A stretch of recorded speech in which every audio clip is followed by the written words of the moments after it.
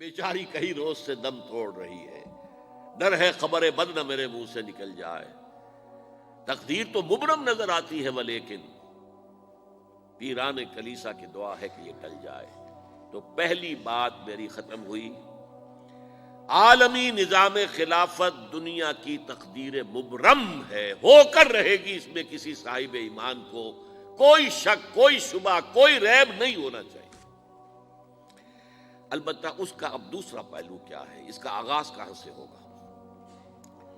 پہلی بات تو یہ، ہمارے بعض لوگوں کے ذہنوں میں، سادہ دل لوگ وہ سمجھتے ہیں کہ پوری دنیا میں ایک ہی دفعہ آ جانی چاہیے، یہ کوئی علاقائی خلافت تو نہیں ہو سکتی، خلافت تو عالمی ہوتی ہے۔ ان سے میں کہتا ہوں، عالمی خلافت کب تھی جناب؟ یہ تو نہ خلافت راشدہ میں عالمی تھی، کیا ہندوستان شامل تھا اس میں؟ کیا چین شامل تھا؟ کیا یورپ شامل تھا؟ اور پھر جو خلافت کے نام سے جو ملوکیت چلی ہے، وہ بھی صرف آپ دور بنو امیہ میں کہہ سکتے ہیں کہ وہ پورا عالم اسلام کم سے کم اس کے تحت تھا۔ بعد میں خلافت عباس، بنو عباس میں، اور فاطمیین کی خلافت میں، اور آل عثمان جو ہیں آٹومان ٹرکس کی خلافت میں ٹکڑے تھے، حصے بکھرے تھے، کوئی مانتا تھا، کوئی نہیں مانتا تھا۔ اور سب سے بڑی بات یہ، اگر ایک دم پوری دنیا پر خلافت قائم ہو سکتی تو حضور کے دست مبارک سے ہوتی، لیکن نہیں ہوئی۔ نتیجہ کیا نکلا؟ ایک ملک میں حضور نے قائم کر دی، جزیرہ نما عرب، یہاں خلافت قائم ہو گئی، حضور خلیفہ ہے۔ اس کے بعد آپ کے خلفائے راشدین نے پھر اس کو وسعت دی، شرقاً غرباً شمالاً، 3 کالمز نکلے ہیں فوجوں کے، صحابہ کرام کے، 3 کالمز، ایک ایسٹ ورڈ، ایک ویسٹ ورڈ، ایک نارتھ ورڈ۔ ایک عراق کو فتح کرتے ہوئے ایران میں پہنچ گیا، خراسان تک چلا گیا۔ ایک شام کو فتح کرتے ہوئے اور پھر سینائی پیننسولا سے ہو کر افریقہ میں داخل ہوا اور اٹلانٹک تک پہنچ گیا۔ تیسرا سیدھا شمال میں گیا، لیکن یہ زیادہ دور نہیں جا سکتا تھا، کوکیشین ماؤنٹینز آ گئے، کوہ قاف۔ اس زمانے میں تو یہ یوں سمجھیے کہ امپیسیبل تھا نا، کوہ قاف، لہذا وہاں آ کر رک گیا بابا۔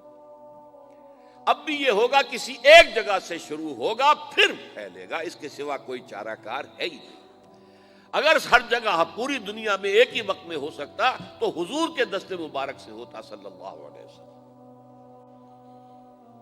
اب وہ نقطہ کون سا ہوگا، نقطہ آغاز کون سا ہوگا؟ اس میں پہلی بات تو میں نے کہا، جو شک کرے گا اس کا پھر ایمان مشکوک ہے، ہوگا، لازماً ہوگا، گلوبل ہوگا، پوری دنیا میں ہوگا۔ کہاں سے شروع ہوگا اس میں آپ اختلاف کر سکتے ہیں، لیکن مجھے تو 2 حدیثیں تو ملی ہیں جن سے یہ اندازہ ہوتا ہے کہ یہ اس مشرقی خطے سے ہوگا، عرب کے مشرق کی جانب کسی ملک سے ہوگا، کسی خطے سے ہوگا۔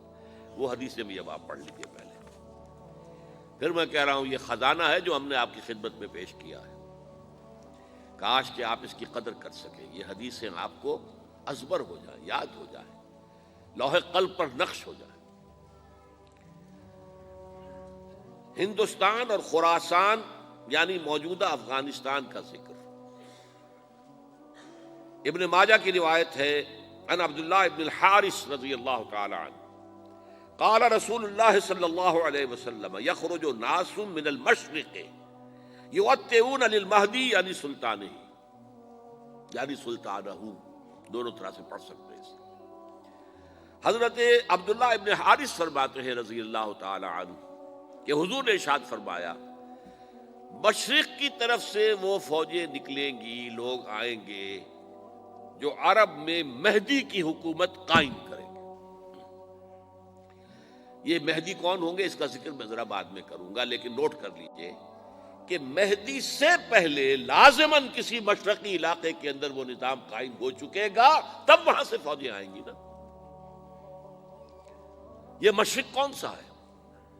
عرب کے مشرق میں آپ چلیے، ایران بھی آ جائے گا، افغانستان بھی ہے، پاکستان بھی ہے، اور اگر اس سے اور توسیع دیں تو ہندوستان بھی ہے۔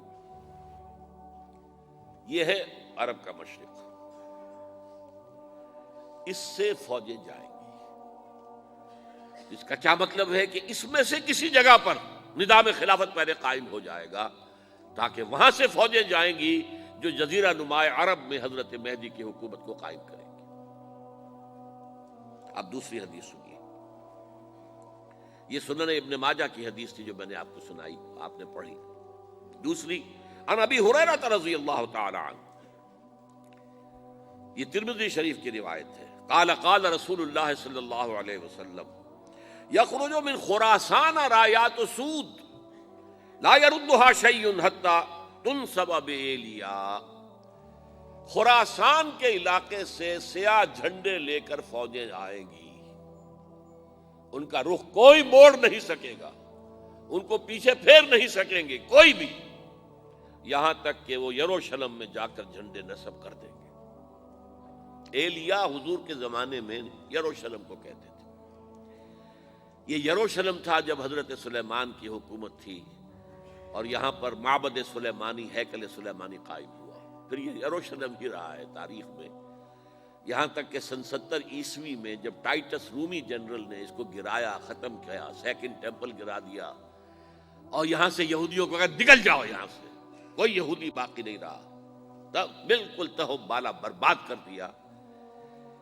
اس کے کوئی 150 سال بعد ہیڈریان، رومن ایمپرر ہیڈریان، اس نے پھر دوبارہ آباد کیا اس شہر کو۔ 150 سال تک یہ بالکل بنجر اور بالکل غیر آباد پڑا تھا۔ اب ہیڈریان نے جب آباد کیا تو اس کا نام ایلیا رکھا، اب یروشلم نام نہیں تھا۔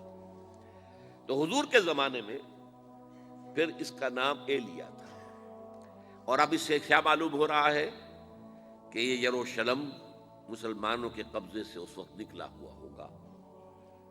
ایک دفعہ پہلے نکلا تھا، سن 1099 عیسوی میں مسلمانوں کے ہاتھ سے نکلا، کروسیڈرز، عیسائیوں نے آ کر اس کو قبضے میں کیا، لاکھوں مسلمانوں کو مارا، قتل کیا۔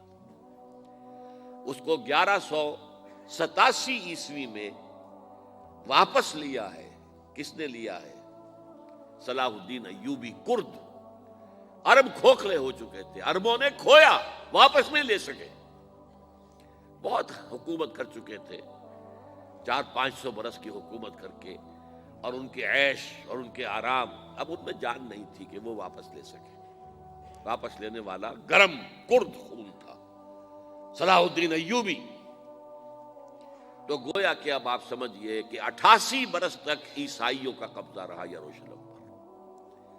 اب 1967 میں یہودیوں نے قبضہ کیا ہے، اور اب 38 برس تو ہو گئے، 88 نہیں تو 38 برس تو ہو گئے ہیں، لیکن وہ دور آئے گا کہ اب پھر لیں گے، لینے والے عرب بھی نہیں ہوں گے، خراسان کے علاقے سے فوجیں آئیں گی۔ یہ خراسان کیا تھا؟ ایلیا تو میں نے آپ کو بتا دیا، یروشلم کا نام ہے۔